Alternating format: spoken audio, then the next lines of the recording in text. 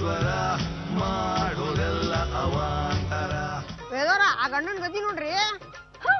ಅಯ್ಯೋ ಪಾಪ ಅನ್ಸುತ್ತೆ ಕಣೋ. ಎಲ್ಲಾ ಲಗೇಜ್ ಒಬ್ನ ಹೊತ್ಕೊಂಡ್ ಬರದನ್ರಿ ಹೆಂಗ್ ಆರಾಮ್ ಬರತ್ತಾಳ. ಸುಬ್ಬ ಇಂಥ ಗೈಯಾಳಿ ಹೆಂಡತಿಯರನ್ನ ನಿಭಾಯಿಸೋ ತುಂಬಾ ಕಷ್ಟ ಕಣೋ. ವೇದವ್ರ ನೀವೇನ್ರ ನನ್ನ ಮದುವೆ ಆದ್ರ ನಾ ನಿಮ್ಮ ರಾಣಿಯಂಗ್ ನೋಡ್ಕೊಂತೀನ್ರಿ. ಅವನಂಗ ಲಗೇಜ್ ಹೊತ್ಕೊಂಡ್ಬಿಡ್ತೀನಿ. ಸಾಕು ಸುಮ್ನೆರು ಹೋಗ್ ಬುದ್ಧಿ ಹೇಳೋ.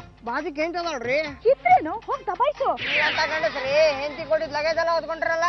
ಏ ಕುಳ್ಳ ಇದೆಲ್ಲ ನಿನ್ಗೆ ಯಾಕೋ ರೀ ಅರ್ಧ ನೀವು ಹೊತ್ಕೋರಿ. ಏನ್ ಹಿಂದ ಭಾಷೆ ನೀನು? ನಾನು ಬಿಡ್ರಿ ಅವ್ನ್ಗೆ. ನೀನ್ ಹೇಳಿದ್ಮೇಲೆ ಬಿಡ್ತೀನ? ಏಯ್ ನಮ್ ಸಂಸಾರ ನಮ್ಮಿಷ್ಟ.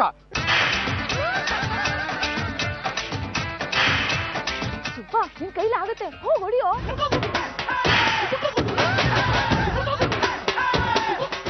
ಗಜು ಗಜು ಅಯ್ಯೋ ನನ್ ಗಂಡನ್ ಕೊಂದೇ ಬಿಡ್ಲಿಲ್ಲ ನೋಡ್ರಿ. ಏನ್ರಿ ಬುದ್ಧಿ ಕಲ್ತಿದ್ರ ಇವನ್ಗೆ? ಸುಮ್ನೆ ನನ್ ತಮ್ಮನ್ ಬೈಬೇಡಿ. ಅವ್ನ್ ಏನ್ ತಪ್ಪ ಮಾಡ್ದ ಅಂತ ಹೇಳಿ. ಏನ್ ಮಾಡ್ದ? ನನ್ ಗಂಡನ ಕೊಂದ್ ಹಾಕ್ದ. ಏನ್ ಹೇಳ್ತಾ ಇದೀರಾ? ಮೇಡಮ್ನವ್ರೆ ಕೊಂದಾಕ್ಬಿಟ್ನಾ? ಅದೇನಾಯ್ತು ಅಂತ ಹೇಳ್ರೋ. ಆಂಟಿ ನಾವು ರಸ್ತೆಲ್ ಬರ್ತಾ ಇದ್ವಾ, ಆ ಕಡೆಯಿಂದ ಇವ್ರು ಬರ್ತಾ ಇದ್ರ. ಇಷ್ಟ ಆಯ್ತು. ಅವನು ಭಾರ ಹೊತ್ಕೊಂಡು ಹೋಗ್ತೀರ, ನಿನ್ಗೇನು ಆಗ್ಬೇಕು? ನೀನ್ ಯಾಕೆ ಕೆನ್ನೆ ಹೊಡ್ದೆ? ಅವರ ಮೊದ್ಲು ನೋಡಿದ್ದೆ. ಈಗ ನನ್ ಗಂಡಗ್ ಜ್ಞಾನ ಇಲ್ಲ, ಬದುಕ್ತಾರನ್ನೋ ಗ್ಯಾರಂಟಿ ಇಲ್ಲ. ಆಸ್ಪತ್ರೆಯಲ್ಲಿ 2 ವಾರ ಇರ್ಬೇಕಂತೆ. ನನ್ನನ್ನು ಯಾರು ನೋಡ್ಕೊಳ್ತಾರೆ? ಮನೆ ಕೆಲಸ ಯಾರು ಮಾಡ್ತಾರೆ? ಈಗ ಏನ್ರಿ ನಮ್ಮಿಂದ 1,000 2,000 ಬೇಕು ಅಷ್ಟೇ ತಾನೆ? ನಿಮ್ ದುಡ್ಡು ಯಾರಿಗೆ ಬೇಕು? ನನ್ಗೆ 2 ಮಕ್ಳಿದ್ದಾರೆ, ಅವ್ರನ್ನ ಯಾರು ನೋಡ್ಕೊಳ್ತಾರೆ? ಅವ್ರ ಕೆಲಸ ಯಾರು ಮಾಡ್ತಾರೆ? ಏನಾಗ್ಬೇಕು ಹೇಳಿ?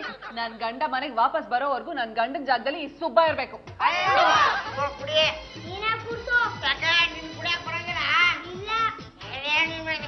ಏಯ್ ಹುಡ್ಸು.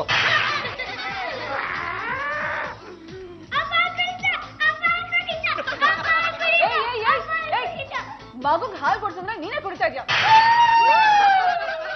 ಏ ಹೊಸಪ್ಪ ಬಾಯ್ಲಿ. ನಿಮ್ ಮನೆಯಲ್ಲಿ ಒಂದ್ ಹುಡುಗಿ ನೋಡ್ದೆ. ಅವ್ರ ಕಂಡ್ರೆ ನಂಗೆ ತುಂಬಾ ಇಷ್ಟ ಕಣ.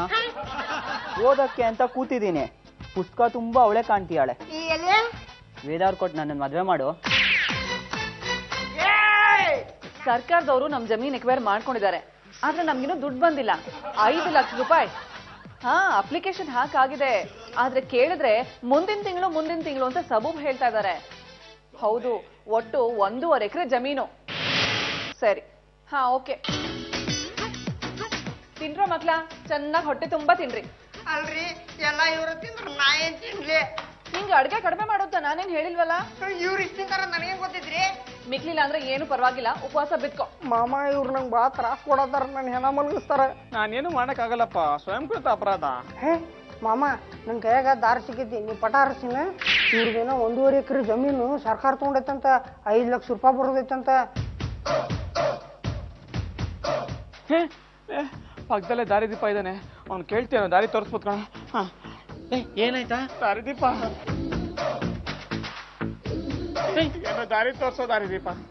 ನಾನಿರುವುದೇ ನಿಮಗಾಗಿ. ನಮಸ್ಕಾರ ಸರ್, ನಾನೇ ಗಜಪತಿ. ಏನ್ರಿ ಆರಾಮಾಗಿ ಇದ್ದೀರಾ? ನಿಮ್ ಕೆನ್ನೆಗೆ ಹೊಡ್ತಾ ಬಿದ್ದು ಸಾಯೋ ಸ್ಥಿತಿಲಿ ಇದ್ರಂತ ಯಾರೋ ಅಯೋಗ್ಯರು ಮಾತಾಡ್ಕೋತಾ ಇದ್ರು. ಚೇ ಹಾಗೆಲ್ಲ ಏನೂ ಆಗಿಲ್ಲ ಸರ್, ನೋಡಿ ನಾನು ಚೆನ್ನಾಗೇ ಇದ್ದೀನಿ. ಒಳ್ಳೇದಾಯ್ತು. ನೀವು ಹಾಸ್ಪಿಟಲ್ ಅಡ್ಮಿಟ್ ಆಗಿದ್ದೀರ ಅಂತ ಹೇಳಿದ್ರಲ್ಲ? ಸುಳ್ಳು ಸರ್, ಸುಬ್ಬು ಅವನು ನನ್ನ ಕೆನ್ನೆಗೆ ಹೊಡೆದ, ಅದನ್ನೇ ನೆಪ ಮಾಡ್ಕೊಂಡು ಅವನನ್ನ ಮನೆ ಕೆಲಸದನ್ನಾಗಿ ಇಟ್ಕೊಂಡಿದ್ವಿ ಅಷ್ಟೇ. ತುಂಬಾ ಒಳ್ಳೆ ಕೆಲಸ ಮಾಡಿದೀರಾ.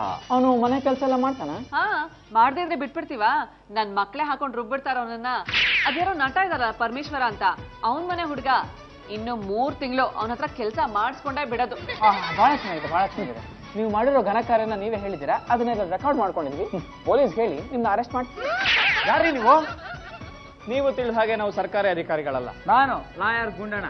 ನಾನು ಉನ್ನತ ಭಯಂಕರ ಪರಮೇಶ್ವರ. ಅಮಾಯಕ ಹುಡುಗನ ಸುಳ್ಳು ಕಾರಣ ಹೇಳಿ ಗೃಹ ಬಂಧನದಲ್ಲಿ ಇಟ್ಕೊಂಡು ಚಿತ್ರಹಿಂಸೆ ಕೊಡ್ತಾ ಇದೀರ ಅಂತ ಕೇಸ್ ಹಾಕ್ಬಿಡ್ತೀನಿ.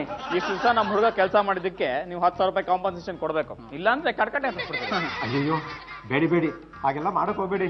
ಎಲ್ಲಿ ನಮ್ಮ ಹುಡುಗ? ತರಕಾರಿ ತರ ಕಳ್ಸಿದ್ದೀರಾ, ಕಾಂಪನ್ಸೇಷನ್ ಕೊಡ್ತೀರಾ ಇಲ್ಲ ಜೈಲ್ಗೆ ಹೋಗ್ತೀರಾ? ಹಾಳಾಗೋಗ್ಲಿ, ಕೊಟ್ಬಿಡ್ರಿ. ಸುಬ್ಬಾ, ನೀನು ಕಷ್ಟಪಟ್ಟು ಕೆಲಸ ಮಾಡಿದ್ದಕ್ಕೆ ಪ್ರತಿಫಲ ತಗೊಳ. ಮಾಮ ಕೇಳೋದು ಇನ್ನೊಂದು 40,000 ರೂಪಾಯಿ ಜಾಸ್ತಿ ಕೇಳ್ಬಾರ್ದಾನೆ? ಯಾಕಪ್ಪ? ಅದ ರೊಕ್ಕದಾಗ ವೇದವ್ರಿ ತಾಳಿ ಮಾಡಿಸಿ ಕಟ್ಬಿಡ್ತಿದ್ದೆ.